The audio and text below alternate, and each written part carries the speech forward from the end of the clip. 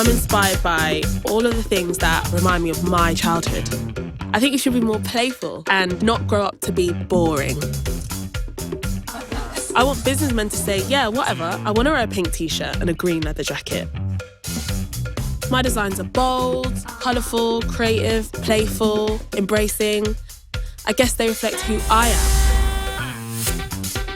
Many people look at what I make and say, yeah, nice, but you can't really wash that, right? Well, you can. They are delicate, but you can wash them on gentle cycles and low temperatures.